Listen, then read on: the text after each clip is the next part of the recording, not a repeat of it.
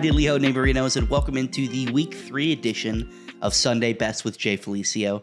I'm your host, Jay Felicio, and for those of you, it's your first time listening, first time watching, just wanted to say thank you. Thank you for taking the time out of your busy schedules to listen to me talk about a game that we all love and obsess over. Just to give you an idea of what to expect, a quick-hitting pod that is 20 minutes or less, reacting to the happenings from the Sunday games, mostly 1 o'clock. Going to focus on 3 specific games that have a lot of fantasy implications. And then after that, I'll jump into quick hitters, just touch on some of the bigger things that happen around the league. And then I'll wrap things up with the injuries from around the league, any of the big impact injuries from a fantasy perspective.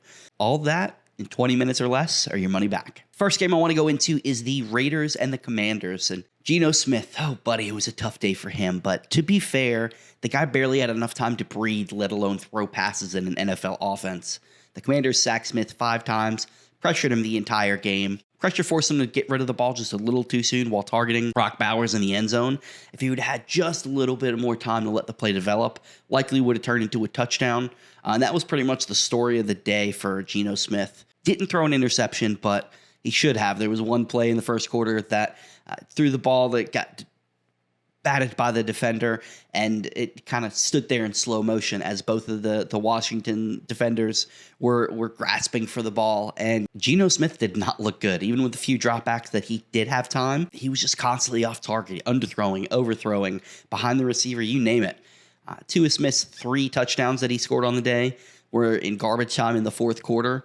Yes, garbage time points do still count for fantasy, so you will take it, but he's nothing more than a desperation play as bad as he's playing. Speaking of getting nothing to work with, Ashton Jeanty was hit at or behind the line of scrimmage almost every time he touched the ball. On the bright side, it was nice to see him get close to 20 touches again after seeing just 11 a week ago, but he showed the flashes of explosiveness when he was given just a semblance of a running lane. Should continue to get fed, and I do expect things to get a little better for him. But until this offensive line starts to play better, Jeanty's going to struggle to put up fantasy points, and he's really nothing more than a middling to low-end RB2 with upside, unfortunately. The talent is there for him to be a top 5 back, but the offense isn't. The lone bright spot for the Raiders' abysmal offense was Trey Tucker, who had a career-best game, set career highs in receptions, receiving yards, touchdowns. 9 targets, 8 catches, 145 yards, and count them, 1, 2, 3 touchdowns. He was the Raiders' only receiver to really do much of anything, even if 2 of his 3 touchdowns came in the fourth quarter. Really seemed at that point in the game that the Commanders were just kind of going through the motions, waiting for the clock to run out. Jacoby Myers had 4 targets, 3 receptions, 63 yards. Dante Thornton, 4 catches, 2 receptions, 29 yards. And Brock Bowers, 5 catches, 4 receptions, 38 yards.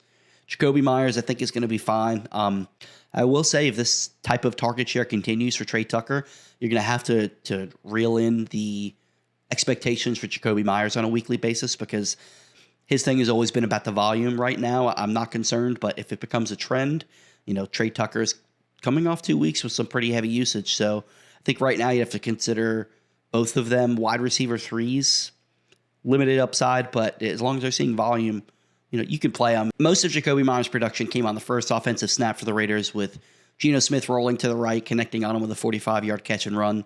Myers would just see 3 more targets the rest of the game and came down with 2 of them for 18 yards. It was his first game under 10 targets this season. And considering the garbage time and Michael Mayer missing most of the game due to a concussion, Brock Bowers' stat line is honestly a pretty big bummer.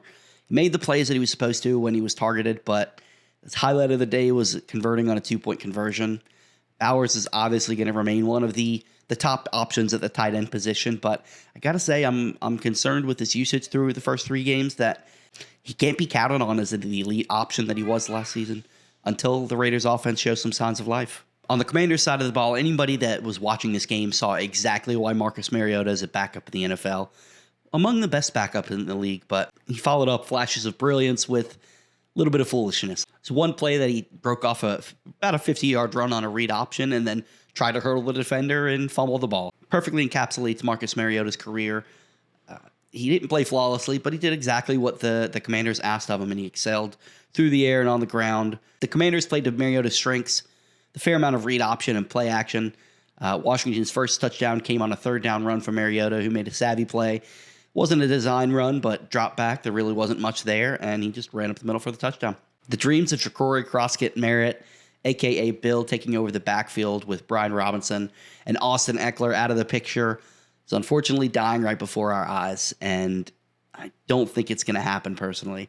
Chris Rodriguez led the way with 11 carries and handled almost all the work on the first 2 drives. Rodriguez had some impressive runs and made some guys miss, but totaled just 39 yards on those 11 carries. He did get the first 2 opportunities inside the 10, but he really wasn't able to do much with them. Bill did have one of the 2 backfield touchdowns. The Commanders had the ball on the 1. He failed to convert the first time. The second time, they went with a run with Mariota, and then the third time he was able to punch it in, but he really didn't do anything to impress. Jeremy McNichols toted the rock 4 times, and on his very first carry, he broke multiple tackles, ran through a defender, and then just outran everybody for a 60-yard touchdown. None of the Washington backs really stood out. I have a feeling the backfield for the Commanders is going to be one of those increasingly frustrating week-to-week situations that it's a headache for fantasy managers that you're not going to want any part of. The slow season continued for Terry McLaurin. Despite a season-best 74 yards receiving, he had a touchdown catch that was overturned, and he was called down at the 1, accumulating 56 of those 74 yards in just 1 catch. He did leave the game early with a supposed quad injury, but may have been more to the fact that the game was out of hand at that point, so just keep an eye on him. On that long connection, Marcus Mariota just slightly underthrew McLaurin. Would have been a better pass. He would have been no issue. The defenders wouldn't have been able to catch up to him. But because he is Marcus Mariota, he just slightly underthrew him, slowing him down enough where the defenders could catch up and get him down at the 1. After seeing 18 targets over the first 2 games, Deebo Samuel was targeted just 3 times in week 3, 2 of which came from behind the line of scrimmage or at the line of scrimmage. Neither he or McLaurin played much in the fourth quarter, and then the game got out of control. So not really concerned about Deebo Samuel's long-term value in fantasy. I think it was just more of an aberration. With Deebo and Scary Terry on the sideline, Luke McCaffrey actually got a little involved. He made the most of his opportunities and outrunning the Raiders secondary on a 43-yard touchdown with just 2 minutes left in the game. This was because the game was out of hand and out of reach. Don't buy into any sort of production for Luke McCaffrey. One of the games that had plenty of production that you can buy into was the Cowboys and Bears, although volume couldn't save Dak Prescott this week. He threw the ball 40 times, but totaled just 251 passing yards and 1 touchdown while throwing 2 picks. In all fairness, he had to do it without CeeDee Lamb for virtually the entire game, but coming into week 3, the Bears defense had given up the most points per game in the entire league, most fantasy points to opposing quarterbacks, and just came off a game where they allowed 52 points to the Lions. I think what I said last week stands true. Dak is a better real-life quarterback than a fantasy quarterback. And next week, he goes up against Green Bay and could be without CeeDee Lamb. You're starting him in Superflex leagues more than likely, but I'm avoiding him in one-quarterback leagues, especially if CeeDee Lamb doesn't suit up. Javonte Williams had his first game without a touchdown, and he did lose a fumble, but his usage in the passing game gave him a 3rd straight game with 10 points or more to start the season. His yards per carry has gone up each week, averaging 7.6 yards on 10 carries. He's got the Cowboys' backfield locked down. And as bad as the Dallas defense is, the offense is going to be playing plenty of catch-up. He's a volume-based running back, too, who's game script proof thanks to his usage in the passing game. CeeDee Lamb had his ankle rolled up on early in this game on a rushing attempt. I still don't understand why you have a guy like CeeDee Lamb in the backfield. Nevertheless, he immediately went to the sideline. He got treatment, tried to come back in for one more play, and in the middle of play came up limp, took himself on the field, looked to the side and said, no. He said, I'm done. Did not play another snap in the game. George Pickens literally had the same stat line that he had last week. 5 receptions on 9 targets, 68 yards and a touchdown. Unfortunately, this week he had an easy catch bounce off his hands right into the Chicago defender's hands for an interception. Pickens had an absolute meltdown on the sideline and slammed his helmet. And this is the thing with George Pickens. He's extremely talented, has the talent to be among the best in the league, but he loses focus. He can make some of the most incredible catches you'll ever see on a football field, but he can't consistently do the basics, can't consistently do the little things, and that's kind of been the story of his career. Jalen Tolbert saw some extra work with CeeDee Lamb out, but didn't really do much with it. Guy who did was Jake Ferguson, and he's emerging as a must-start tight end. 13 receptions on 14 targets and 82 yards. And he would probably be the biggest benefactor if CeeDee Lamb were to miss time. Even though he doesn't have necessarily a high ceiling, he's not really involved in the red zone. He's got one of the safest floors at the position. Caleb Williams, this is why I was excited. This is what I thought we could get out of Caleb Williams. Arguably the best game of his career against the Cowboys.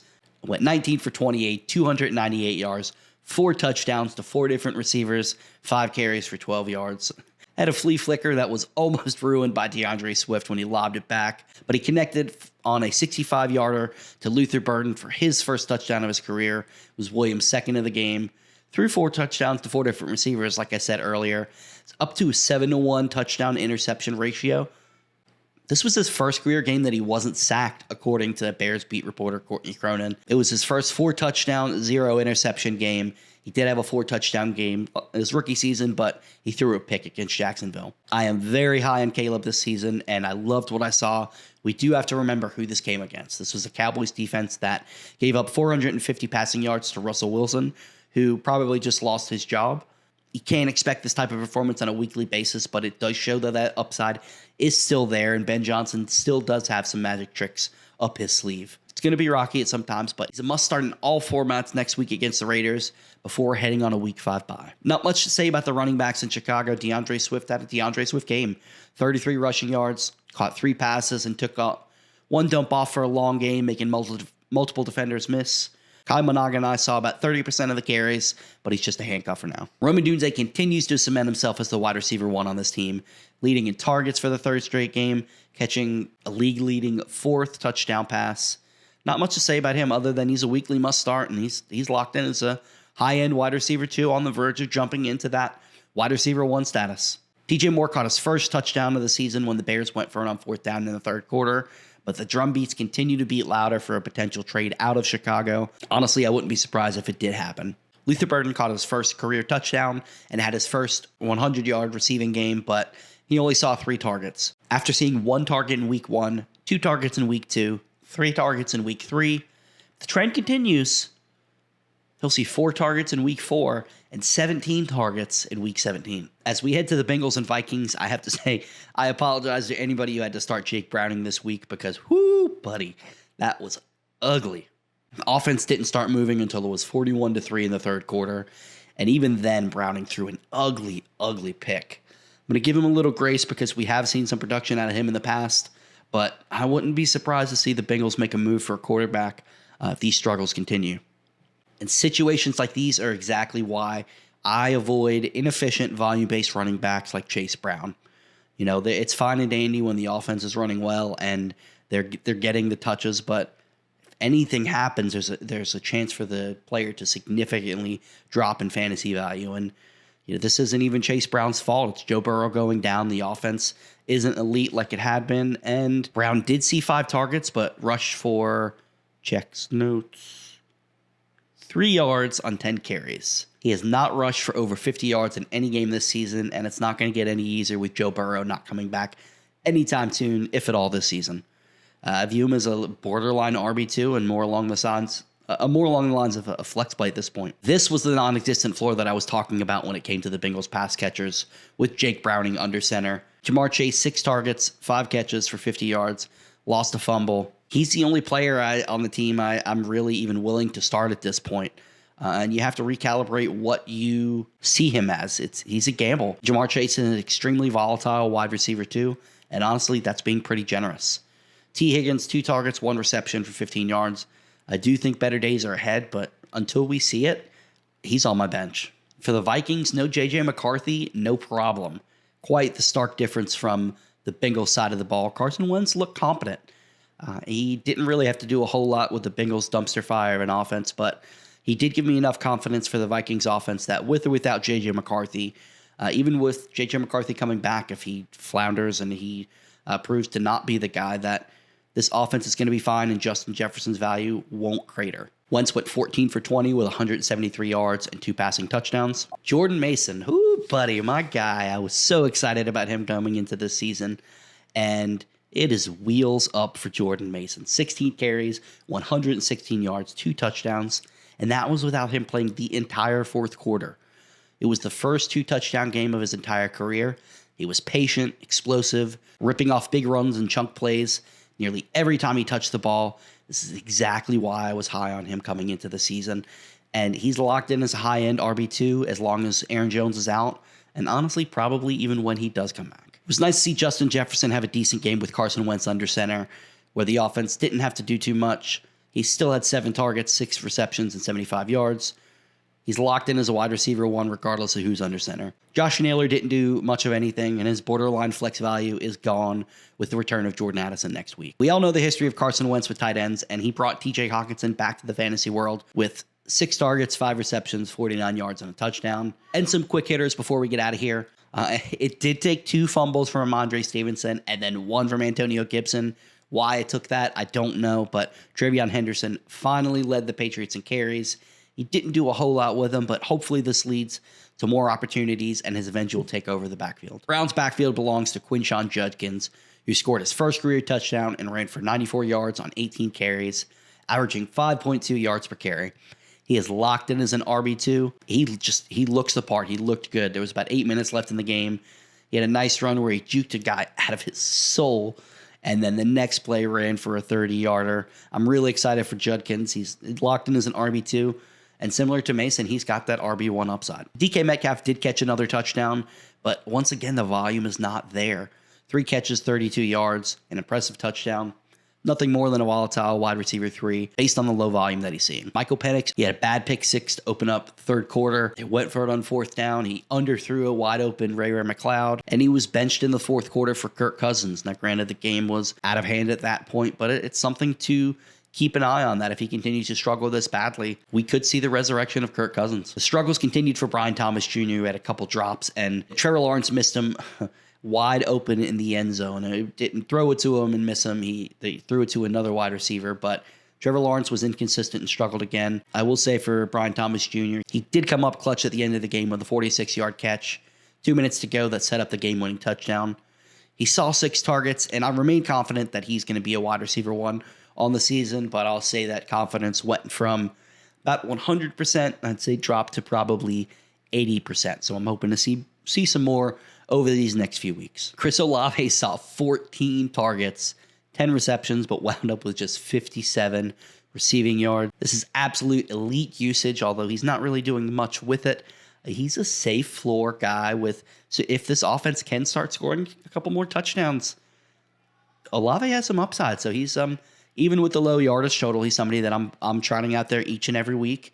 As long as he's seen double-digit targets, you have to. And to wrap things up, the injuries that happened in week 3, and there were some pretty significant ones. James Conner suffered a season-ending ankle injury. Trey Benson will take over this backfield and slots right in as an RB2. There was some hype for him coming into this season, and he's going to have the opportunity to become the guy for the Cardinals. Looks like Najee Harris tore his Achilles and is most likely out for the season. Omarion Hampton is going to get all the work, and just like Trey Benson is an RB2 with upside. CeeDee Lamb left the game after getting his ankle rolled up on.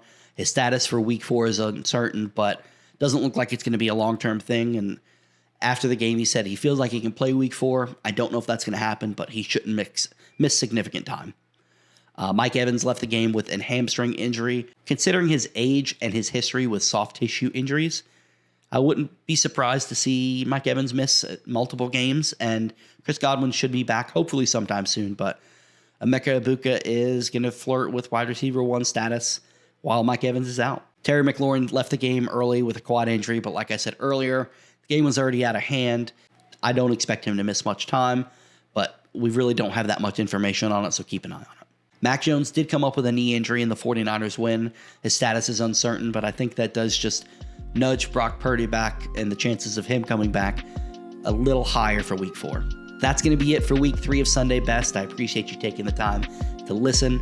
If you want something a little more in-depth, go on over to QBList.com. We have our What We Saw series. I will be back next. Same bat time, same bat channel.